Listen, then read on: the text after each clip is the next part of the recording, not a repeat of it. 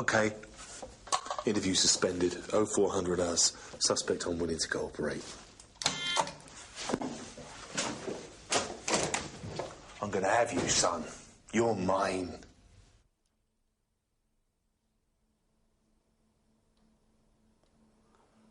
On the 24th of August 1990, I was the very first guest on a brand new show called The Word. The press slated it, their critics hated it, their viewers reviled it. Things don't change much. Welcome to the 100th edition of The Word.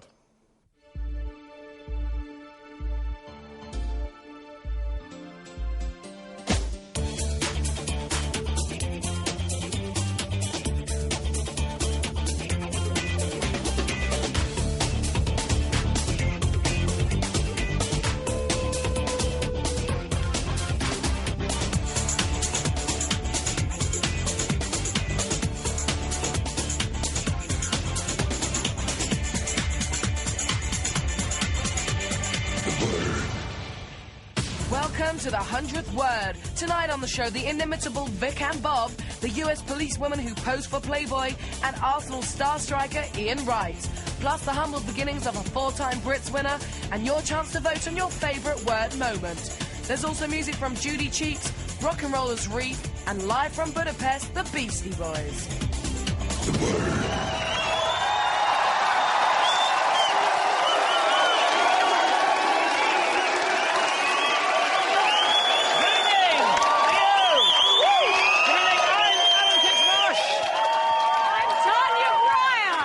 Now, please welcome the first band on the show tonight. It's Reef with Good Feeling!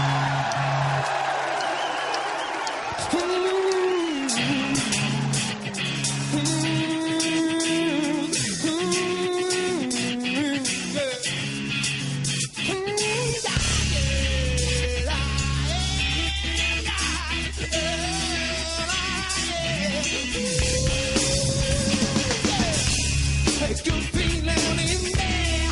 The air rapping so pretty clear inside.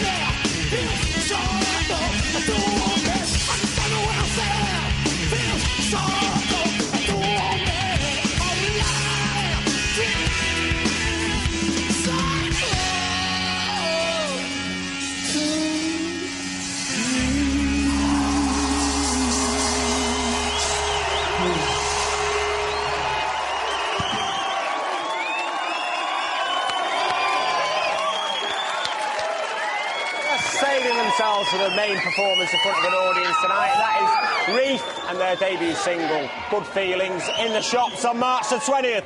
Of course, with me at the moment, two showbiz legends.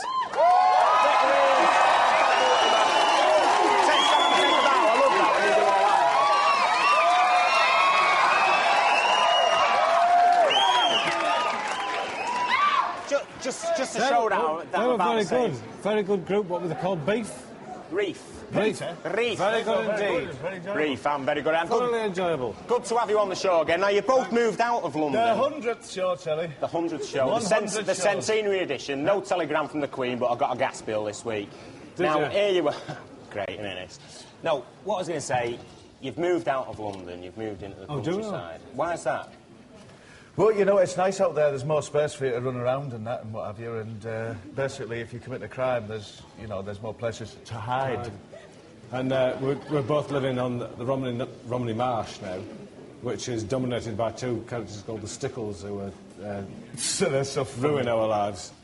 No, it's a difficult one to answer that, really. You know, it's nice out there, you know. Didn't you move from London because you kept getting burgled, Vic? Getting bugled? Burgled. Yes, there was constantly buglers. No, we used to live in Lewisham, and there was constantly the police signals outside, and they'd be chasing burglars through the garden, and so on, and grounds. OK, listen, you've been together for 9 years, of course. You were quite sort of, you know, just on the up and up, bit unknown, when you came on a pilot show. That's right. Five years ago. Let's have a look. Let's have a look at you then. So you're going to have any tattoos done? I was thinking about having a boiled onion done on my chin. I was thinking about having a nice lump of brisket next to a duvet. That would be nice, wouldn't it? Are you having one? Well, no, I don't think I'm going to. I think I'm going to go and check out the drag race. You want to come and have a go? Is Danny LaRue on? No, thank you. All right. Do, yeah. Thanks a lot. Hey, we'll come and watch, yes. Thanks for inviting us. Terry. Cheers. Cheers. Oh, God. It's old time's sake.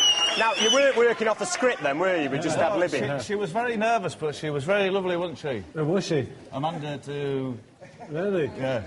What happened to her? The Cabernet. She's gone upwards and outwards. She's in Los Angeles now, isn't she? Really? Is she? Rubbing shoulders with the glitterati. Yeah. A married woman, no less. Get it. Now, your showbiz lifestyles, have they suffered a bit since you've moved out to the countryside and started farming? Yeah. No, they got better. Because, well, you are known, aren't you, as, I mean, if you forgive the expression, being liggers. And kind of going to all the premieres and the big showbiz do's. I only go to one a week. I'm more likely to go to a swimming gala. Oh, a swimming gala. Lovely. Lovely. Or a squash and a biscuit afterwards. Lovely beetroot. Do you know what, the other day he was playing with a chainsaw out in the country, and it bounced off, you dropped it bounced off a cut of Barry's face. That's terrible, that. And how come you've got the blonde hair now, Vic? Is that like Elvis in Kissing Cousins? Is he? Well, you know what I mean? Where... No, I went snowboarding, and a friend of mine, Max, said, you want to look the part, so he got a bucket of bleach out and some Tipex. And dumped you in it. Charted me up. And that was it, really. I went snowboarding, I thought. And do you think blondes have more fun now? Instantly. I must try. I've had a lot of fun. Well, you're going to be staying with us, having a bit more fun as the night goes. Yeah. Let us hope. I noticed that you managed to get your rounds in. If anybody gets up and they look like they're about to slap me face, let them do it. It's good entertainment value at the end of the way, isn't it?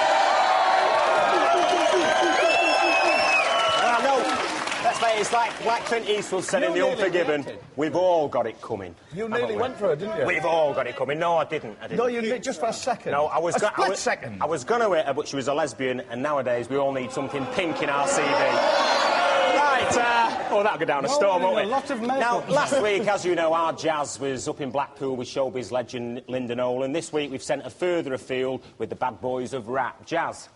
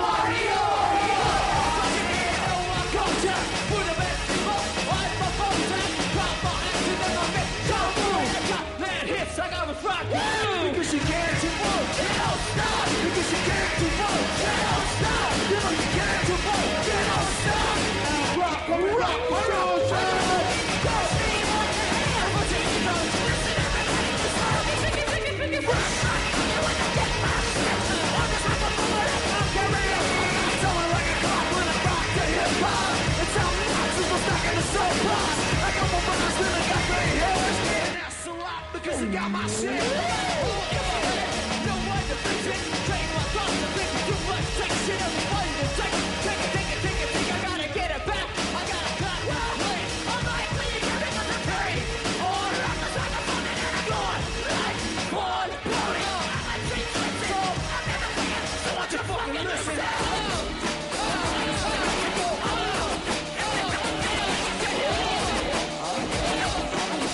Yes, indeed, it's fun time. Fun time, cause you can, you won't, you don't stop. Because you can, you won't, and you don't stop. Because you can, you won't, and you don't stop. Sing a little song that's all overdue. The disrespect the women has got to be due. To all the mothers and the sisters and the wives and friends, we gotta offer our love and respect to them. Should be singing, rocket hunted Emma. You can call it back and throw the shit upon it. Just watching my TV. Talk all that weed and I'm looking like TV. I'm that kid in the corner, all fucked up. And I want this on my corner. Take a piece of the bar. Why not? I'm not real. Think I'm only getting no stop. I come on the west side with a piece of elastic. Use a bullshit mic. It's made out of plastic. You send the rhymes out to all the nations. Like my bell, I get the ill communication. You can't, you won't, you don't stop. Because you can't, you won't, you don't stop. You know you can't, you won't, you don't stop. We keep on and we're rocking the show shop.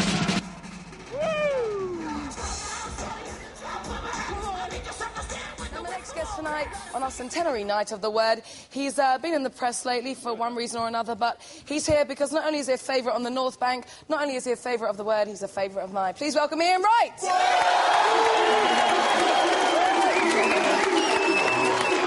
give him a standing ovation.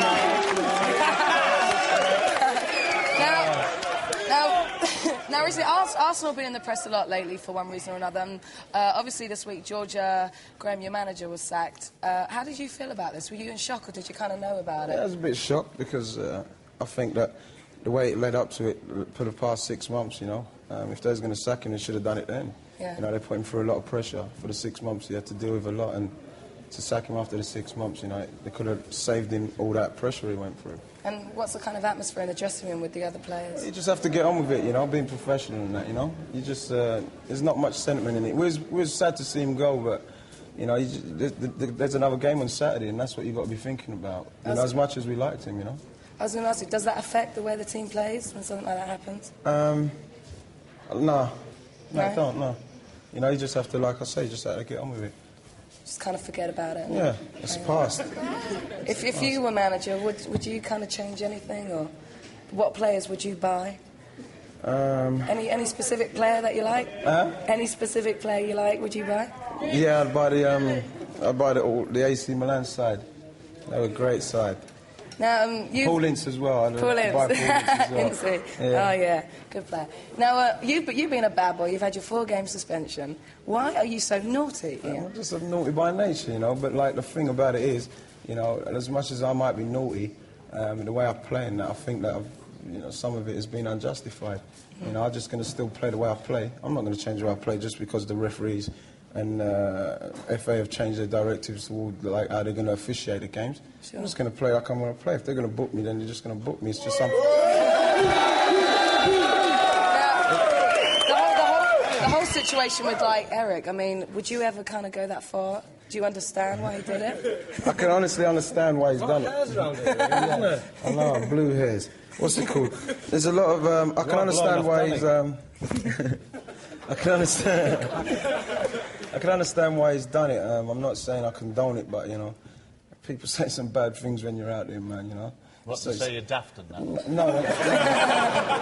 Maybe when you're up north, they might say you're daft, but when you're down here, you know, they talk about your mum, they talk about your missus, they talk about your parentage, and what about your parentage and what you are, and all the nastiness under the sun. Yeah, man, it's nastiness. But in football, generally, lately, the last couple of months, it's all been going haywire, isn't it? What, the England-Ireland match, the Cantona thing. What's going on? Well, the thing about it is, it's like, it's a bit unfortunate because I think that football is doing the press's job for them, you know. Yeah. They just want all the sensationalism, you know, of it all. Like, for instance, like on the front page the other day, I was on the front page and, you know, there was 2 kids got killed the other day. Someone broke into the house and killed this girl. That was in a the situation yeah. of you spitting on Right, someone, yeah, and right? you know, how can that make the front page? And there's more important things going on. Sure. You know, and they just blow these things up out of all proportion, and now people are saying, Ian, why'd you do this, why'd you do that? And, you know, I'm going to have to be explaining that for another year, you know, because people are going to be coming up to me saying, well, what'd you do that for? I say, well, I didn't do it, man. Why did you? I just, You didn't kill a couple of kids, did you? Well, I didn't kill the kids, no. Every footballer I've met is a frustrated pop star or model or wants to be a movie star. Why? You made your record do the right thing. You did a very nice shot in a Esquire magazine last month where you showed a nice pair of buns there when you agree girls. Very well. Why is it? Why do you kind of go for that show business? I don't know, I just get drawn to that. You like the glamour side of it? Buns. Yeah, it's just off You're the drawn cuff, to so- buns, are you? Yeah, like buns. All right, stay with us for the rest of the show. Okay. Beautiful. And you lot stick around with us because after the break, Terry's going to be meeting his dream date, a policewoman who's stripped for Playboy.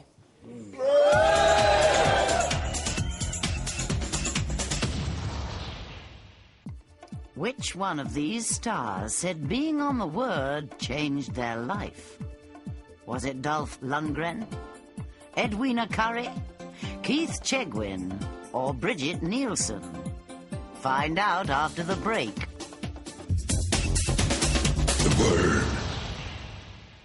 I've had enough of the Belgians! I've had enough of the Belgians! They've driven me mad! I don't like you very much. The Word.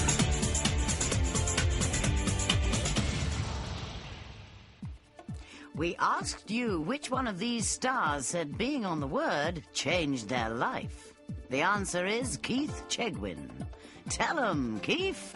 Hey, can I say thank you to everybody on The Word? It was The Word who took the chance, the real gamble, of having Keith Chegwin, who had a few little problems in his life, having him back on live TV. And it's thanks to the presenters, the producers and you, the viewers, on The Word. Hi, Terry, that's right. The last time you saw me, I was at the Beastie Boys gig, standing in the middle of the gig, and it was hot. But listen, that's why we're on the roof now. We're trying to cool down. Guys, listen, the gig was very hot. What did you think of your Hungarian fans? I thought they liked to bump and grind. They were hungry for you. Listen, in Britain, we're hungry for you too. When are you coming over to Britain? As soon as we're done mucking about. Mucking about, that's their favourite catchphrase, I've got to tell you. What are you looking forward to in Britain? Jamming with the Stones. Spread like a rash on your nasty ass! And of course, you do know we have the world's best press tabloids. Listen, leave England, let's go to LA. You have your studio in LA, and I also hear you have a skateboarding ramp and your own basketball court out there. Is that true? Just because we like to regulate. Rave Nation! Listen, how do you manage without all that stuff when you're on tour? You haven't got your skates and things out here? We bring them. You bring them with you? in a hidden compartment. Okay, well, you know, Top you secret. also indulge clothes-wise as well, don't you? I hear you have a sneaker Busy pimp. singer. Tell me about your sneaker pimp. Oh, I can't talk about it right now because, These guys have a man on their payroll who goes out to look for old-school trainers for them to wear. Is that overindulgence? He gets on the phone, makes a move here, makes a move there, hits the streets, you know, cha-ching, cha-ching, Cha-ching, brings us cha-ching. back some sneakers. Okay, and is this them now? No, actually, no, those are the work of the sneaker pimp right there. Shay It's like, you know, he Johnson, just gets on the phone, makes a couple calls, a couple moves, and boom, sneakers come in. Well, listen, about your music. Now, I like some of your rhymes. You've got Feeler Fresh Gear rhyming with David Koresh here. That's one of my favourites. Can you give me an example of one of your favourites from your tracks? Hey, Jazz, what I was going to say. Jazz, can you hear me, love? I hear you got the rock star treatment tonight, didn't you? Oh, she can't hear a word. That's good. I mean, who are your influences? Who do you listen to? Take you out! Take you out! Okay. Well, that's marvellous stuff. Let's have a little round of applause there. Okay, that's enough. Having a marvellous time, and Jazz actually got mobbed by the Beastie Boys crowd there, which I think is very good, really. And, you know, it's all that rowdiness and not a policeman in sight. Which is more you can say for this show at the moment, because now you're going to see an arrest in sight. In fact, a policewoman has probably done more from community relations than Dixon and Doc Green did in the old days with his bike and his policeman's helmet. Have a look at this. The term New York's finest took on a new meaning last year when Bronx duty parole officer Kirby Carol Shire posed naked for Playboy. Her bosses went ballistic and she was fined a month's wages for her misdemeanor. But Carol had the last laugh. She's rumoured to have earned $100,000 for the spread, and more offers are rolling in. If all WPCs look like this, it'll be a fair cop. Welcome to the Word, Carol. Carol Shire, stand up and take a bow, Carol. Beautiful. Now, wait. I want to ask you a question. yeah. I want to see your plums. Oh, no. No, that's an arrestable offence over it. Actually, I wouldn't mind. I'll make sure you won't be arrested. If police women over here look like you, there'd be a crime wave like the likes you'd never see. Ian, policewoman? Pleased to meet you, man. He's a bad lad, I'm telling you. You want to take down his particulars later? Yeah. You should take down his particulars. And this is Vic Reeves and Bob Mortimer. Hello, police to meet you. Pleasure. Are you really a police lady? Yes, I'm really a police And you've really arrested people? Comedy isn't a crime, believe me. Now you've been a New York cop for 3 years, and you're at 4 years, and you're married. You're not tall enough. You're married to a police officer. She is in very good proportion, really. And you're married to a police officer. I mean, why did you decide to do the Playboy photos? Money. Plums. Money, great exposure in every way. No, I mean, we tend to stereotype police officers. We definitely do. And I just wanted to let everybody know that some police officers have more than we think. You know, we could be feminine and still be very ladylike at home and then go to work and be real tough. But I mean, weren't Playboy specifically looking for a police officer, you know, a female police officer who would get the clothes off? I mean, I've heard things like that, but... I mean, they even questioned me when I sent my pictures. They didn't believe me. They said they want to see proof of my ID because they didn't believe I was a police officer. So... And how it wasn't anything they were searching for. I went to them. How have other female police officers reacted to you? Because the photographs, you had part of a sort of police uniform on, didn't you? And, like, the little hat and the handcuffs and the truncheon. I mean, did your husband have a hand in that? I mean, you know, in deciding that you dressed that way? No, not really. That was really pretty much my idea, and it wasn't something planned out. It was just kind of like, hey, why don't we use my uniform? I think it'd be really good. I think... it would definitely sell. Has it caused a lot of problems for you, though, with the police force? It's caused some problems in the beginning. I went through a departmental... Didn't you get the sack? No.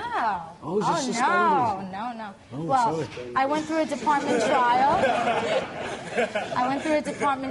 And they were trying to terminate me, in which I won. And I got a 30-day suspension, which hasn't happened yet. What's a sack? But no. It's a suspension. Oh, no, a suspension. It's a month off. Is it suspension? Without pay. And that's all that happened because there was another New York police woman, Cecile Borges, who did a photo shoot for Beaver magazine. Not a wildlife magazine, either. Let me say that quickly. You subscribed to. And I mean, she was allowed to continue, but she got suspended as well, didn't she? Well, she wasn't a police officer when she did it, which I was, of course, and it was different circumstances. I mean, she got fired, but then she got rehired again, and she got all her money in back pay. So, I mean, I knew doing Playboy, they were definitely not going to get rid of me doing Playboy. And what about the other female officers? What do they think of? Most of them are supportive, but there's a few that aren't, and those are the same female officers that sell women's underwear that says, I wonder if I could say this on TV. Yeah, of course you that can. says, like, eat me. That's all right. Who are they to judge? Well, listen, you're going to stay with us for the rest of the show. I can tell you this now. If you were to slip the cuffs on me, I would promise to come quietly. Meanwhile, though, if you think that quadruple Brit Awards winner Damon Albarn's kind of love for performing, learning his skills as a performer as recently as his daft Cockney accent, you're going to be in for a surprise. Have a look at this. Past Life. Winning a record-breaking 4 Brit Awards last Monday, Blur are pop gods.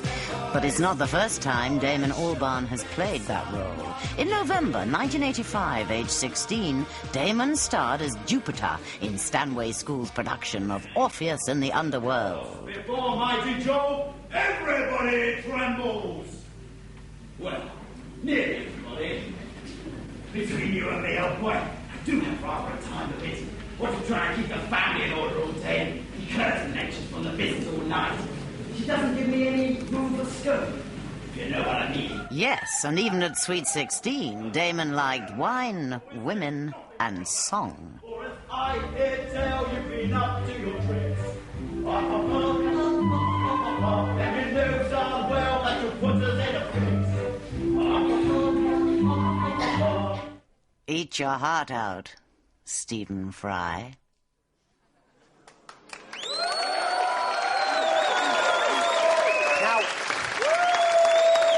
Now, Damon, I don't see what was wrong with that. And also, I'm sure that his parents are both school teachers and all those kids... Yeah, all those kids from his drama group at college are really proud of him, the fact that he won those 4 Brit Awards. As we are. We're very pleased for him, aren't we? Yes. Aren't we? We are, darling. I've committed some crimes. Let me tell you about my crimes that I've committed later You sure? on. Oh, yeah, so many crimes. Thanks for coming in. And thank you, Bill, again. Named after the famous Everton player. We beat United tomorrow. Dixie Dean, let's certainly hope not. Thank you very much for coming in, Carol, and we'll be able to see you on Channel 4 on NYPD News in the Red Saturday, Light March series. 11th. OK, get your plug in.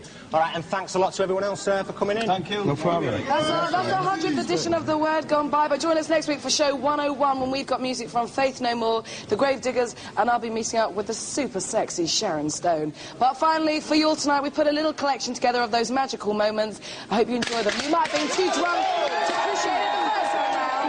We'll see you next week. OK, oh, That's the 100th edition of The Word. Cheers, Bill. You got some cake? Cheers, man. And thank you all for coming in, and God bless you all, each and every 100 one. shows, Terry. And you're still here. You're still here. And I've been paid for all of them, and more than I deserve. How much? How much? Lawson! Get your plums out. Life is hell for some people, isn't it? I wasn't meant to be in the fight, but it looks like I am. Truly been a pleasure. We've got a cushy Friday night for you tonight. And I must be the most lucky girl in the world. Let's let the barbarism commence. I just love toy boys and that's it. Sex, drugs and rock and roll. Yeah, I suppose I was just thinking of black sheep. You know, not everybody can be a white sheep. Gosh, that was a surprise. We never get decent press on this programme, but this is it, I'm off. The Word is always first with the best sounds. We're going to smash your car up.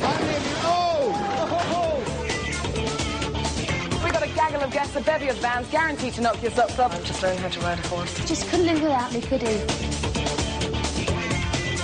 Well, that's right. But listen, I've got an education. Some people got an education, you know.